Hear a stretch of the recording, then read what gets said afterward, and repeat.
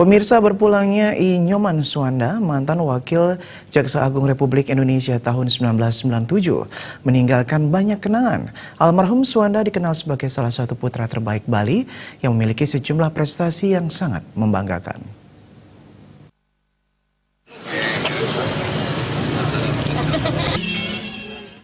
Hal tersebut diungkapkan langsung Pangdam 9 Udayana, Majen TNI Beni Susianto di sela-sela melayat ke rumah almarhum di kawasan Banjar Jawa, Singaraja. Kedatangan Pangdam bersama Wakil Bupati beserta rombongan disambut hangat oleh keluarga besar almarhum. Sosok almarhum dikenal sebagai sosok yang memiliki banyak prestasi dan mengundang decak kagum sejumlah kalangan. Pria kelahiran Singaraja tahun 1937 itu pernah menjabat sebagai Wakil Jaksa Agung dari tahun 1995 sampai dengan tahun 1997.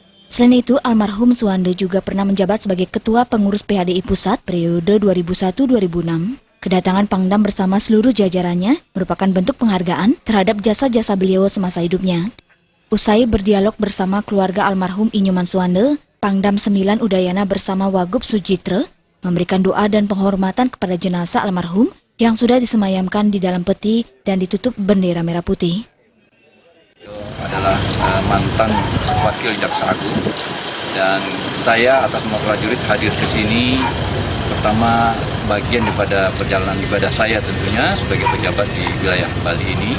Yang kedua, almarhum ini salah satu putra Bali yang mengabdikan dirinya sebagai seorang jaksa dengan perjalanan karir yang cukup cemerlang, terbukti beliau sampai menduduki jabatan Wakil Jaksa Agung.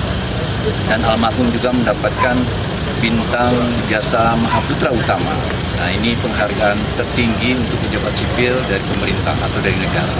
Dan ini patut dihormati. Beliau adalah salah satu putra terbaik Bali yang mendapatkan bintang Mahaputra Utama dari pemerintah Republik. Dan sudah tentu dengan bintang Mahaputra segala sesuatunya harus dilaksanakan sesuai dengan protokol dari pemerintah Republik Indonesia. Almarhum sendiri wafat tanggal 3 Januari 2020 lalu di rumah sakit di Jakarta. Rencananya pihak keluarga akan melaksanakan upacara pengabenan pada tanggal 17 Januari 2020 mendatang. Komang Yuda, Bali.